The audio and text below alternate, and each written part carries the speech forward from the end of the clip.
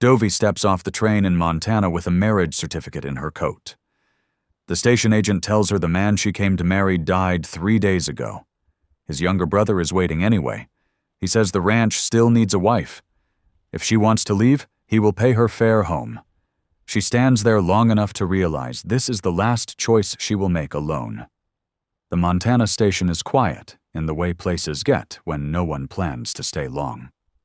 Dust settles. A horse shifts somewhere out of sight. The train pulls away, leaving its heat behind. Dovey stands alone on the platform, holding a future that no longer fits her hands. She came west to marry Boone, a man she knew only through careful letters and steady promises.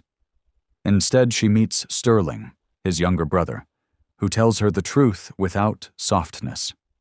Boone died 3 days ago. The ranch is still standing. The work still needs doing. If she wants to leave, he'll pay her way back. She doesn't answer right away, because leaving would mean admitting there is nothing left to return to, and staying would mean marrying a man who never asked for her, and may never forgive her for being there. What Dovey doesn't yet know is that survival will pull them closer than intention ever could, and that the quiet they build together may cost her the one thing she hasn't lost yet: the right to choose freely. She steps off the train as the station master folds Boone's name back into silence. Dovey stands on the platform with her gloves still on, fingers tight at the seams. The train exhales behind her, then pulls away. Heat fades. Distance settles. A man waits near the baggage cart. He doesn't smile. He doesn't remove his hat. He says her name once, like he's checking it against a list. Sterling, he adds, Boone's brother. They walk a few steps before he stops. Wood creaks beneath his boots. He tells her plainly, Boone was thrown from a horse 3 days ago. There was nothing anyone could do. Dovey doesn't answer. She keeps her eyes on the dirt between the rails. The earth looks the same as Ohio. That surprises her. Sterling waits. He doesn't rush her. He holds his hat against his leg. Breath steady. Face closed. She asks where Boone is buried. He tells her the hill behind the ranch house. She nods once. The motion costs her. A trunk thuds onto the platform. Fabric shifts inside it. Sterling reaches for the handle, then stops himself. Before we go, he says, careful now, you should know something.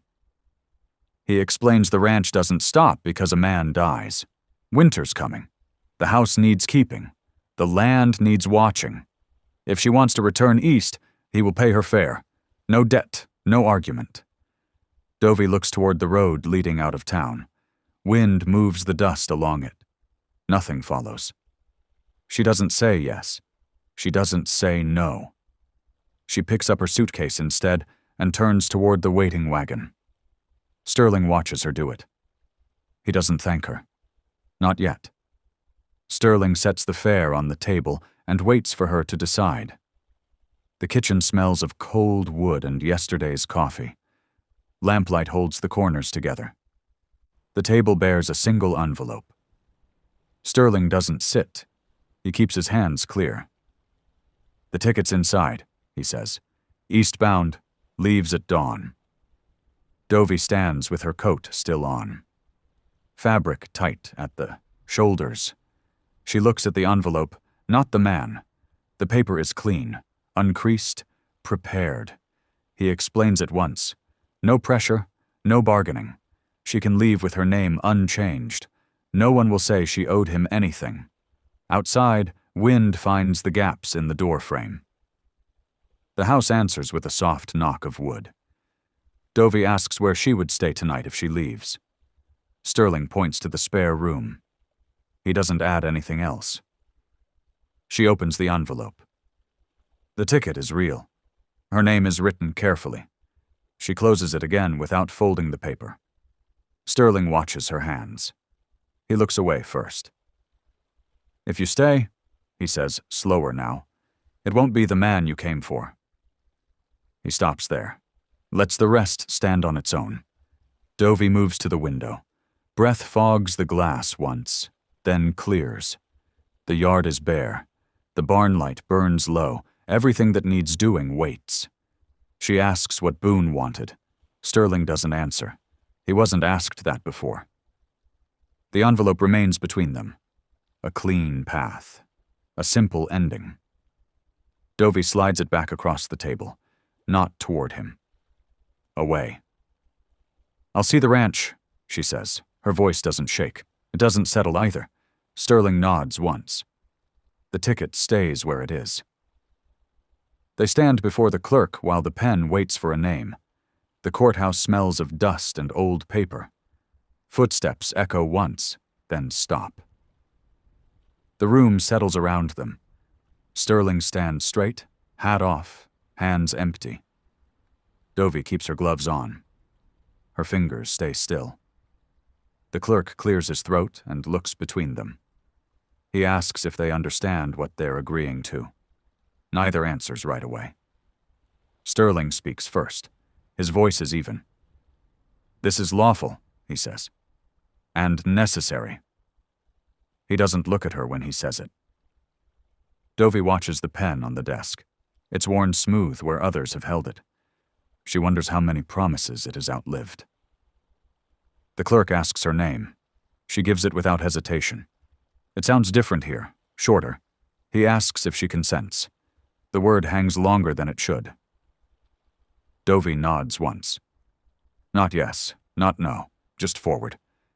Sterling glances at her then, quick and uncertain. She does not meet his eyes. The pen passes to her. Leather creaks as she leans in. She signs carefully. No flourish, no pause. Sterling signs next. His hand is steady. The clerk seals the paper and steps away. Outside, the light has shifted. The day has moved on without them.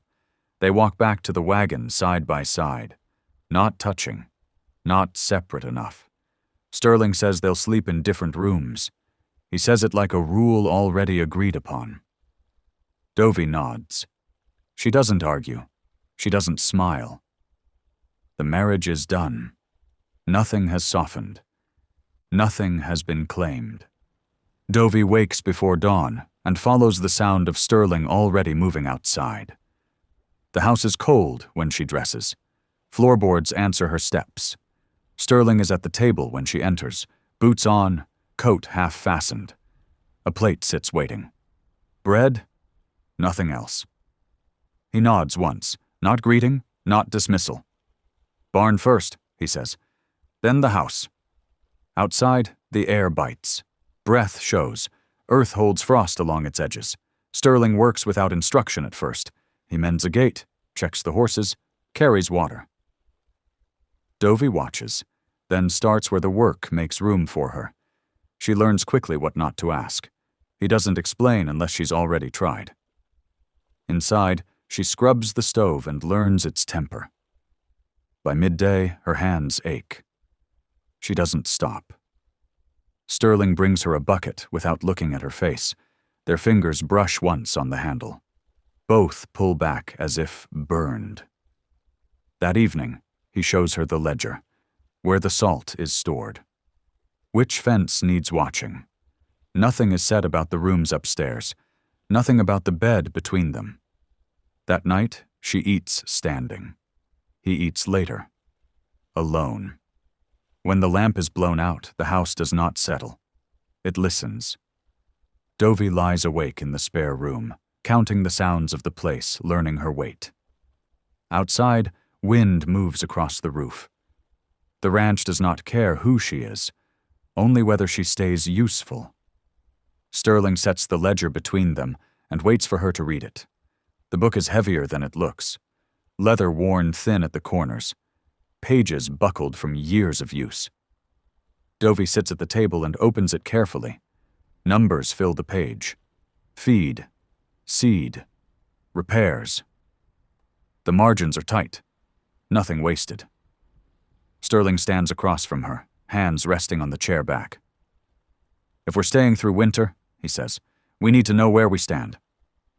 She traces a column with her finger. then another. Her breath slows as she reads. The ranch isn't failing. It's barely breathing. She asks about the south pasture. He nods, says the fence went last spring, never got ahead of it. Dovey flips another page, studies the pattern. Survival, not growth. She tells him what can wait. New boards instead of nails. Fewer horses through winter. Bread stretched thinner. Coffee saved for mornings only. Sterling listens without interruption. His jaw tightens once. Then he pulls out a chair and sits across from her. For the next hour, they work the numbers together. Not as widow and heir, as partners who both know how to count what's left. Wood creaks beneath the table. Lamplight shifts as the day leans away. When they finish, the ledger closes with a dull sound. Something settles with it. Sterling clears his throat. "You just saved us," he says. The words seem to surprise him. Dovey doesn't soften it with modesty. "We're not saved yet," she says. "But we're still standing." Later, as she rises to leave, he moves aside without thinking. Gives her room. The space feels earned. That night, she leaves the spare room door open. Just a crack. The house notices. Sterling reaches for the lamp, then stops when Dovey speaks his name. The kitchen is quiet except for the clock. Lamplight holds steady between them. Dovey stands at the counter, sleeves rolled. Flour dusts her hands. She hasn't moved since the word left her mouth. Sterling turns slowly. He doesn't ask why she said it. He waits. She tells him the bread will burn if left alone. Her voice is even. Too even. He steps closer to the stove. Leather creaks as he moves. Their shoulders nearly touch. Lamplight catches the flour dust still on her hands. The space between them tightens. Breath shifts. Neither steps away. Sterling lifts the lid. Steam rises. He watches the pot, not her. "Like this?" he asks. Dovey nods. She reaches past him for the spoon. Her arm brushes his chest. Once, both still. The clock ticks louder. He lowers the lid and steps back. Too far. Then closer again. He stops in the wrong place. Dovey's hand remains in the air. She doesn't pull it back. She doesn't finish the motion. Sterling clears his throat. "We should eat," he says. The words arrive late. She turns away first. The moment breaks without noise. They eat in silence. The bread is good. Neither says so. Later, the lamp is blown out. Footsteps move upstairs. One set pauses at the landing. Sterling goes to his room. Dovey closes the spare room door, but she does not lock it. Dovey feels the town's eyes before anyone speaks her name. The hitching rail is full when they arrive. Horses shift. Leather creaks. Dust lifts and settles again. Sterling ties their reins without hurry. He keeps his back straight. Dovey steps down on her own. Inside the store, conversation thins. Footsteps slow. Someone coughs and doesn't finish it. The clerk nods to Sterling, then looks past him. His eyes linger on Dovey's hands. No ring is visible. That matters. She asks for flour and cloth. Her voice carries. It doesn't waver. A woman near the counter studies her openly. "Poor thing," she says, loud enough to carry. "Came all this way for nothing." Another voice, lower. "She didn't leave, though, did she?" The first woman's eyes narrow. "No, she didn't." The word hangs like an accusation. Sterling stiffens but says nothing. Dovey answers instead. "I'm Sterling's wife," she says, measured, plain. The room goes quiet. Not acceptance, not refusal, something colder. Someone mutters, just audible. "That was fast." Outside, Sterling loads the wagon in silence. His jaw stays tight. The town watches them leave. On the road back, wind cuts across the fields. Dovey pulls her coat closer. "They won't stop," she says. Not asking. Not accusing. Sterling nods once. They'll wait for you to leave, he says, or for me to fail. She looks ahead at the line of the fence, posts leaning, wire stretched thin. Then we won't, she says. Sterling turns toward her, surprised.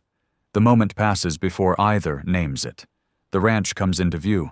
The house stands alone, unchanged, but the world around it has shifted, and it is watching. Sterling comes in at dusk with blood on his sleeve and says nothing. Blood dark against worn fabric, still wet.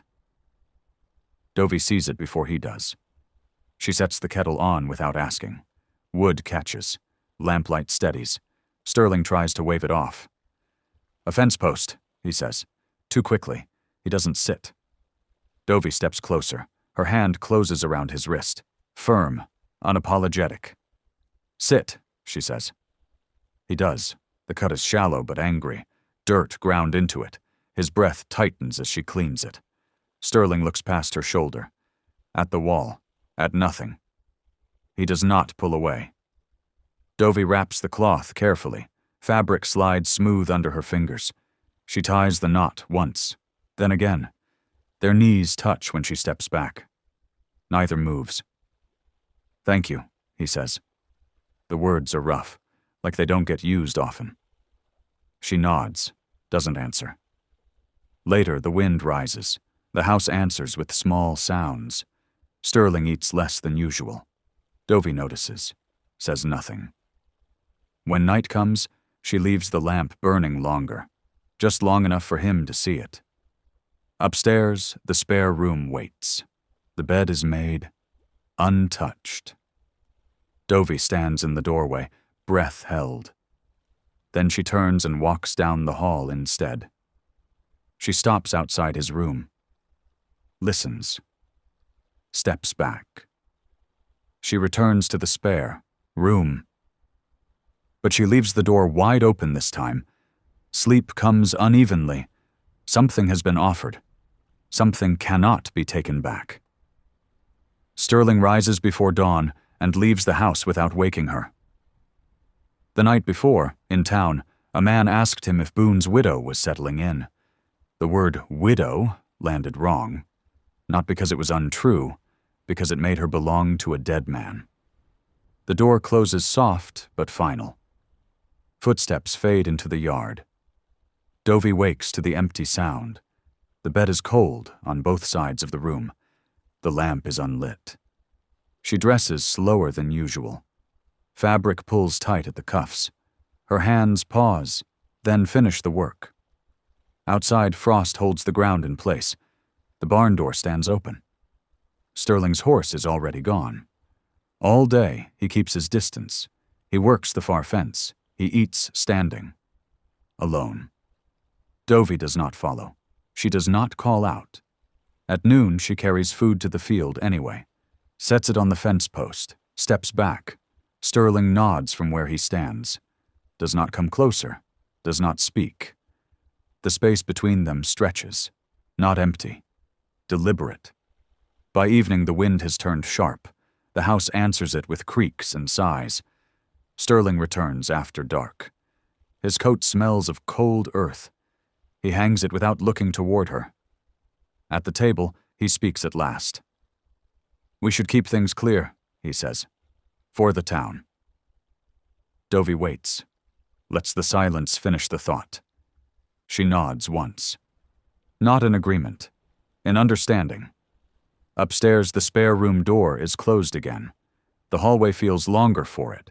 Dovey lies awake, counting the cost. Not of closeness, of restraint. In the dark, something hardens between them.